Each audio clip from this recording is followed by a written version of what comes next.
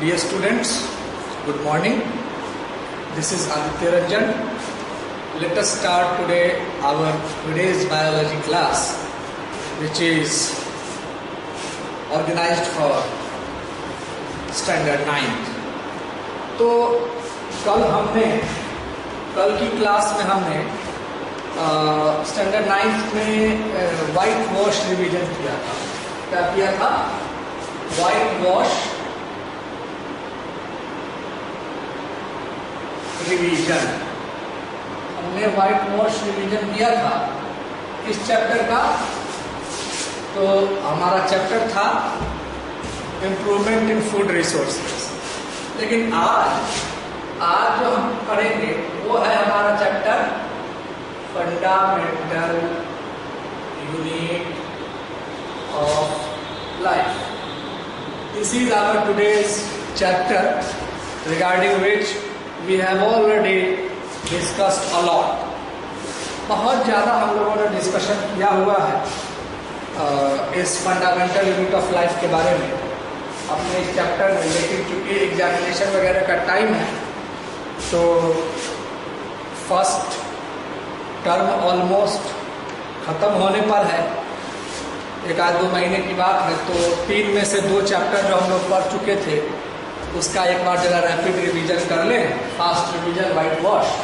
फिर इसके बाद इन फ्यूचर हम लोग जो हमारा एक चैप्टर टिश्यू का बचा है उसको करेंगे. फाइन. तो फंडामेंटल यूनिट ऑफ लाइफ में सबसे पहले आता है what is fundamental unit of life. तो answer is cell. Cell is called the fundamental unit of life. ठीक है, सेल को फंडामेंटल यूनिट ऑफ लाइफ कहते हैं. अब सवाल उठता है what is cell and why cell is called the fundamental unit of life. तो लेट अस रिकॉल. हमको आपको सबको पता है कि ये सेल जो है ये वो बेसिक ऑर्गेनाइजेशन है हमारे बॉडी का जहां से शरीर की स्ट्रक्चरल और फंक्शनल गतिविधियों का पता चलता है. जैसे अगर बिलो सेल की चर्चा करें तो बायोमोलिक्यूल्स हो सकते हैं. अब कौन कौन हो सकते हैं पता नहीं है. लेकिन अगर बॉडी ऑर्गेनाइजेशन की बात करें तो ये सेल जो है ये आगे चल के टिश्यू बनाएगा. ये टिश्यू जो है ये आगे चल के ऑर्गन बनाएगा और ये ऑर्गन जो है ये आगे चल के ऑर्गन सिस्टम बनाएगा. फाइन. और ऑर्गन सिस्टम्स जब मिलेंगे तो क्या होगा? Our body formation. ठीक है. तो इस तरीके से अगर हम देखें तो ये बॉटम लेवल होता है और ये अपर लेवल होता है, यानी कि टॉप लेवल. तो सेल के बियॉन्ड या सेल के बिलो जो है वो हमारे को कुछ भी समझ में नहीं आता. ठीक है. ना दिखाई पड़ता है अच्छे से और ना ही उसकी गतिविधियों का पता चलता है, ऑर्गेनाइजेशन अगर कहा जाए. लेकिन ये जो है यहां से शुरू होता है. क्या शुरू होता है? तो स्ट्रक्चर एंड फंक्शन, यानी कि कोई भी जो हमारा बॉडी का ऑर्गेनाइजेशन है, एक छोटे से छोटा पार्ट है, उसकी स्ट्रक्चर क्या हो जिसको हम पढ़ सकें और उसके फंक्शंस क्या हो, इसकी संरचना या इसकी शुरुआत का जो बेसिक नींव है ना, बेस है, वो हमारा सेल है. इसीलिए सेल की डेफिनेशन हम लोग देते हैं कि cell is structural and functional unit of life. Cell क्या है? जीवन का स्ट्रक्चरल एंड फंक्शनल यूनिट है। अब इसके नीचे आएंगे टिश्यू पर, तो cell kind of, normally similar kind of cells जब एक साथ मिलते हैं, डिसिमिलर काइंड ऑफ सेल्स भी मिलके ऑर्गेनाइज होते हैं कोई सिमिलर फंक्शन शो ऑफ करने के लिए, तो उसको टिश्यू कहते हैं। अब इसी तरह से बहुत सारे टिश्यूज मिलते हैं तो ऑर्गन बनता है, और डिफरेंट ऑर्गन्स को अगर मिला दिया जाए तो एक पूरी की पूरी ऑर्गन सिस्टम बनती है, और समस्त ऑर्गन सिस्टम को एक साथ क्लियर कर दे तो पूरा शरीर का निर्माण होता है। ठीक, तो आई थिंक ये आपको समझ में आ गया होगा कि why cell is called the basic structural and functional unit of life, और you can say the fundamental unit of life, because for life, to understand the life and its different conditions,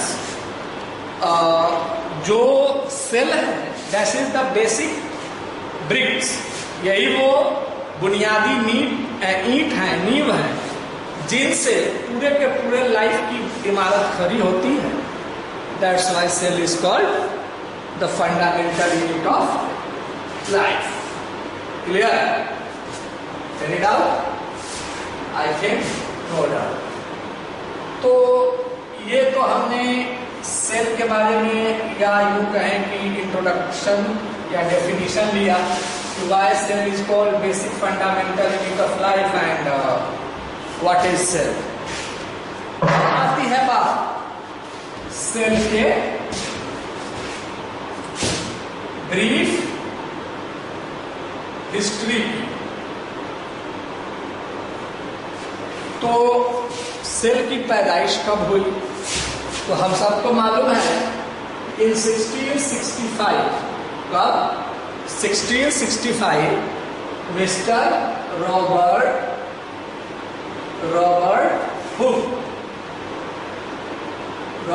hook साहब हैं, सबसे पहले cell को identify किया था।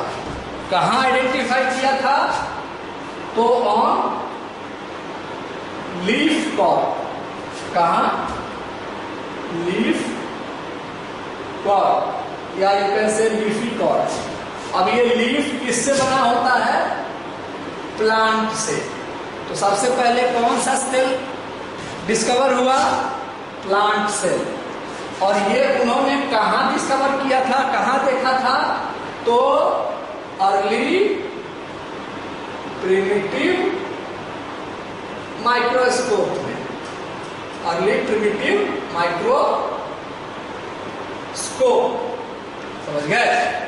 तो इस तरीके से ब्रीफ हिस्ट्री नंबर 1 की चर्चा अगर हम करें तो हमें मिलता है, या नंबर 1 की चर्चा करें या मेनली द ब्रीफ हिस्ट्री की चर्चा करें, तो सेल जो है it was discovered by the renowned scientist Robert Hooke in 1665 under his early primitive microscope used by him, or you can say invented by him, and it was based on his observation on leafy corn. ठीक है? अब what kind of observation it was? तो he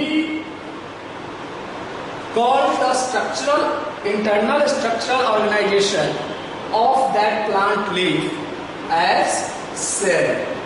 उन्होंने इसको क्या बोला? Cell बोला। The meaning of that cell is what? Room. And what kind of room? L-I-T-T-L-E. Little room. ठीक है? आपने सुना होगा कि क्या बोलते हैं, प्लेसमेंट सेल, रिफ्रेशमेंट सेल है, कैदियों को रखने के लिए एक अलग सेल। तो सेल का मतलब एक ऐसा छोटा सा कमरा जो प्लेसमेंट के लिए हो, यानी जहां पर जॉब वगैरह के इंटरव्यूज होते हों।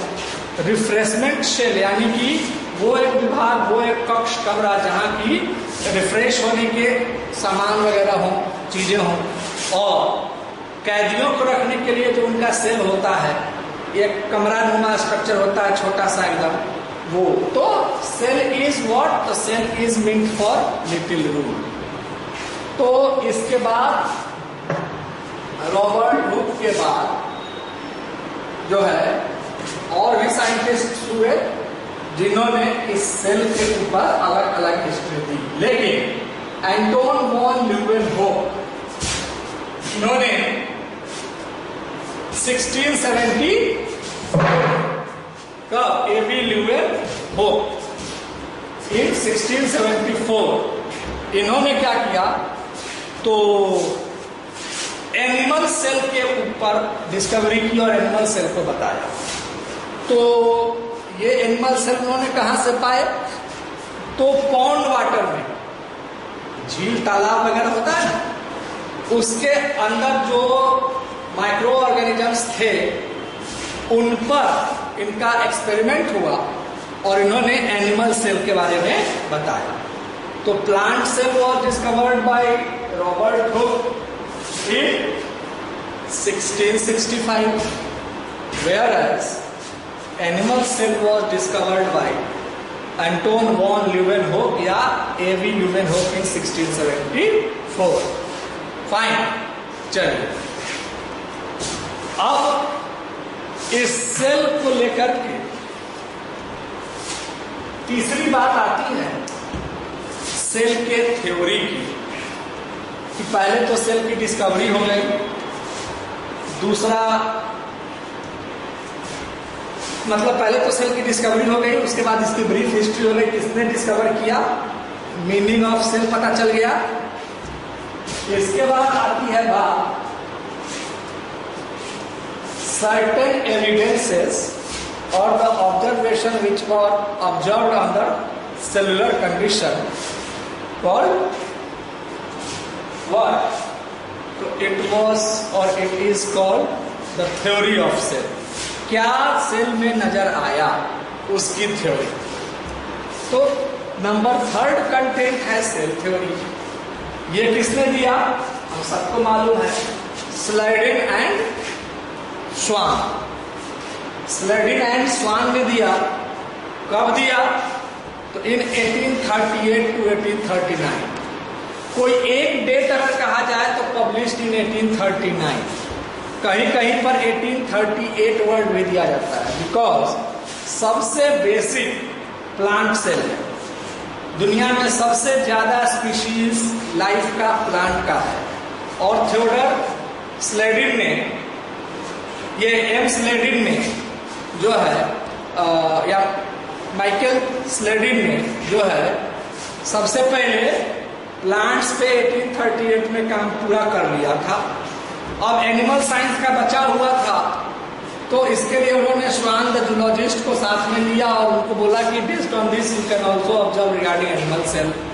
ठीक, तो डिस्कवरी ऑफ सेल थ्योरी 1838 ही कही जाती है, लेकिन overall regarding both plants and animals complete cell theory was published in 1839 and the duration was 1838 to 1839। अब ये जो सेल थ्योरी दिए गए, इसमें 4-5 बातें बताई गई, जिसमें 3 बातें बहुत महत्वपूर्ण हैं, जिसको tenets of cell theory under postulates of cell theory कहा जाता है। सबसे पहला, all the cells come from its pre-existing cells। इस दुनिया में जितनी भी सेल्स हैं वो सब अपने पहले से पूर्ववत सेल से मिलके बने हुए हैं। Like if this is a kind of cell means it was came into origination just after the fission or division of its pre-existing cell। ये कोई एक सेल रहा होगा जो यहाँ पर डिवाइड किया होगा और उसके बाद ये दूसरा सेल मिलके इससे बना होगा। ठीक, तो ऑल द सेल्स आर क्या बोलते हैं, originated from its pre-existing cells. जितने भी सेल्स हैं वो अपने pre-existing cells से मिलकर बने होते हैं। दूसरा, शरीर जो है या शरीर का जितना भी अंग है, ये सब के सब या all the living things are made up of cell. सब चीज जो लाइव है सेल से मिलके बनी है, ठीक। और तीसरा, सेलुलर ऑर्गेनाइजेशन जो है, सेल के इंटरनल ऑर्गेनेल्स जो भी हैं एक सेल में जो पाए जाते हैं, अगर वो प्लांट की बात करें या एनिमल की बात करें, तो based on their different species the organelles which are found in one cell, the same kind of organelles are found in another one. यानी कि अगर हम प्लांट सेल की बात करें तो प्लांट के सेल में अगर सेलुलर ऑर्गेनेल मान लीजिए कि 50 है, 50 नहीं है बट 50 है, तो प्लांट के हर एक सेल में, चाहे वो छोटा प्लांट हो, बड़ा प्लांट हो, मोटा प्लांट हो, पतला प्लांट हो, 50 के 50 ऑर्गेनेल्स ही होंगे उसके बेसिक सेलुलर ऑर्गेनाइजेशन का। अगर एनिमल में इंसान की बात करें, ह्यूमन बीइंग का एक सेल में अगर 35 सेलुलर ऑर्गेनेल है मान लीजिए, तो हर में सेलुलर ऑर्गेनेल जो है हर मनुष्य में उसके एक सेल में, चाहे वो गोरा हो, काला हो, मोटा हो, पतला हो, लंबा हो, छोटा हो, सिर्फ और सिर्फ 35 के 35 ही ऑर्गेनेल्स होंगे। फाइन। तो इस तरह से ये 50 और 35 ऑर्गेनेल्स होते नहीं है, ये मैंने आपको एग्जाम्पल बताया। तो दीज आर द 3 टेनेट्स और 3 postulates, main postulates of cell theory. ऐसे तो बहुत सारी बातें कही गई, लेकिन पहली बात कि अपने पूर्वज सेल से मिलकर बना है सारा सेल। दूसरी बात कि पूरी दुनिया में जो भी लाइव है, जो भी जीवित है, सब सेल से मिलकर बना है। और तीसरी बात, हर स्पीशीज का, हर प्राणी का जो उसका अपना स्पीशीज वाइज सेलुलर कंटेनमेंट है, ऑर्गेनाइजेशन है, वो सब इक्वल ही होता है, ठीक। यानी कि प्लांट सेल में, एक सेल में जितने सेलुलर ऑर्गेनेल्स होंगे, एनिमल में भी वो उतने ही होंगे। चलिए, तो अभी तक हमने सेल थ्योरी में सेलुलर ऑर्गेनाइजेशन की चर्चा की। किसकी?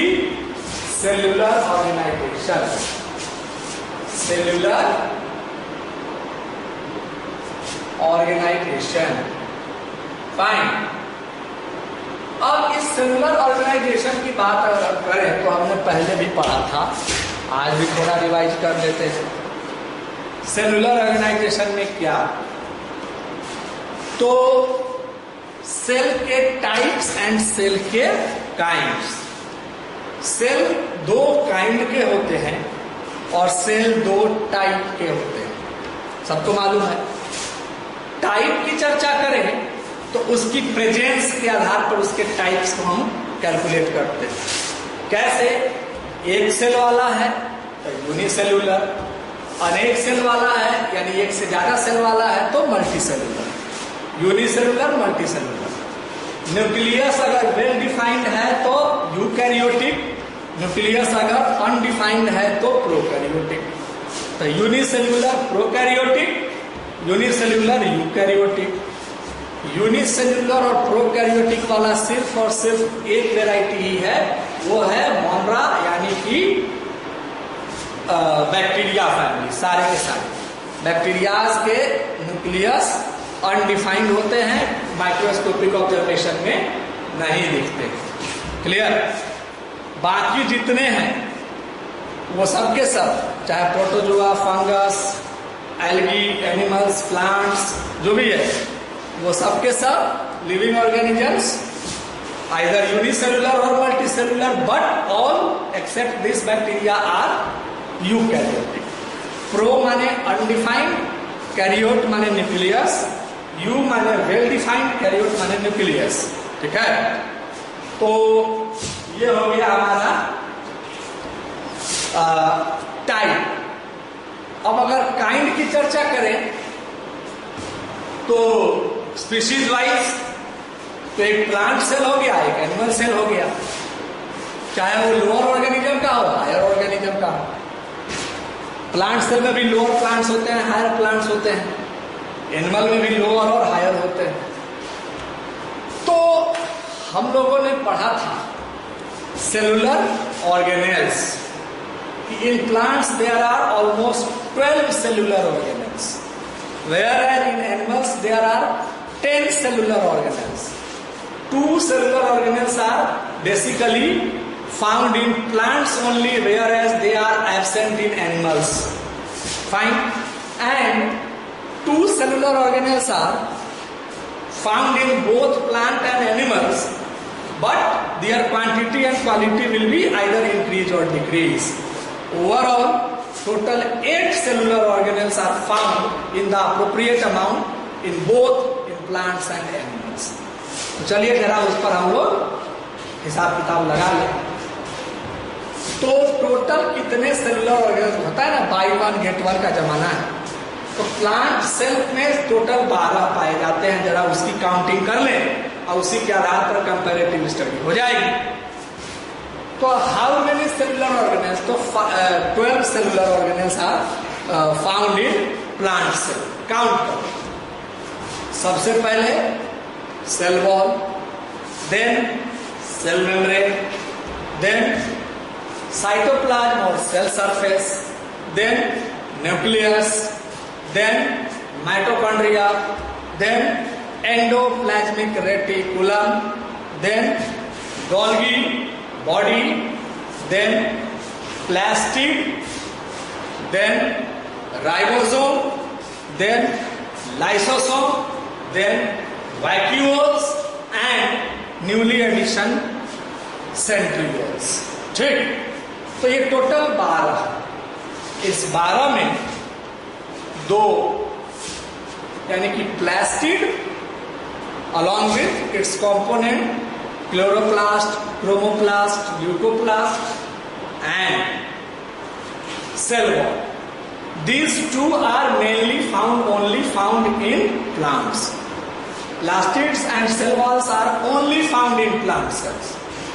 तो इस 2 को हटा दिए तो बाकी का 10 बच गया।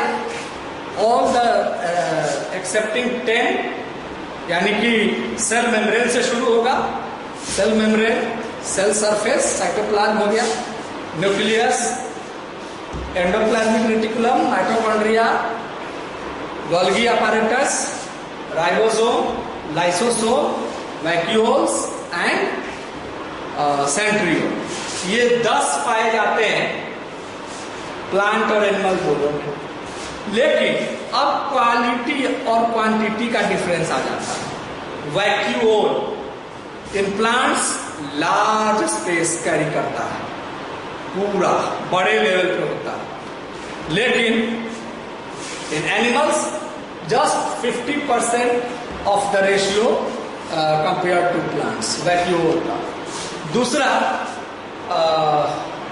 वो एंडोप्लाज्मिक रेटिकुलम, जो कि एक में एंडोप्लाज्मिक रेटिकुलम के रूप में होता है और दूसरे में डिक्टियोसोम के रूप में होता है। समझ गए? तो endoplasmic reticulum in plant animals, whereas diatom dictyosomes in plants. तो अब इन दोनों को हटा दिया जाए तो बाकी के जो 8 बच गए, आप लोगों को सब पढ़ाया हुआ है प्रीवियस वीडियो में, आप देखेंगे। बाकी के जो 8 बच गए यानी कि cell membrane, cell surface, nucleus, mitochondria, Golgi apparatus, ribosome, lysosome and ये क्या नाम है, centrioles. These are found in both, but एक और लाइसोसोम को भी, लाइसोसोम भी mainly found in animals but originated in plants. और तो इस तरीके से अगर लाइसोसोम को भी हटा दें तो टोटल 7। तो ये हो गए सेलुलर ऑर्गेनाइजेशनल की चर्चा जो कि प्लांट और एनिमल सेल्स में होती है।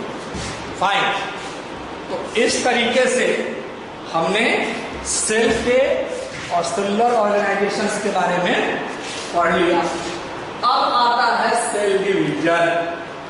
तो सेल डिवीजन जो है हमारा वो स्टैंडर्ड 9 में सिर्फ और सिर्फ एडिटिव फॉर्म में दे दिया है, खाली जान लेने के लिए कि व्हाट इज सेल डिवीजन।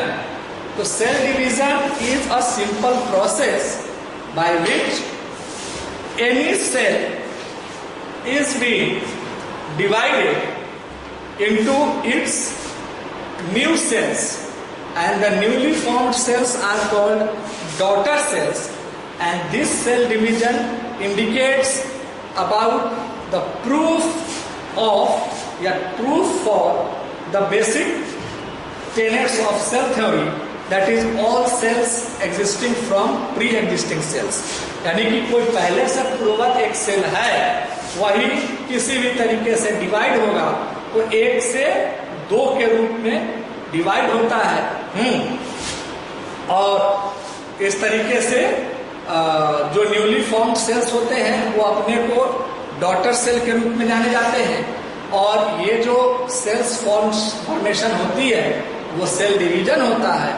और फाइनली ये सेल डिवीजन के पश्चात जो सेल्स बनते हैं उनकी जो कैरेक्टरिस्टिक्स होती है वो ये समझाती है कि all the cells are made up of its pre existing cells having the same contents of the cellular organization level, and finally they are the building blocks of the complete entire body।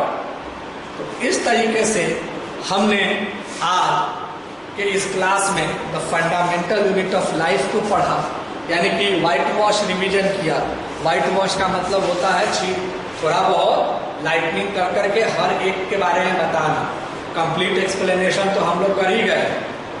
इस तरीके से हमारे standard 9th के अब तक पढ़ाए गए syllabus का full rapid revision, white wash सब हो चुका है। आशा है आपको समझ में आया होगा, रिकॉल किए होंगे, अच्छे से पढ़े होंगे। अब अगले टॉपिक की चर्चा अगले समय होगी। आज की क्लास समाप्त होती है। Thank you.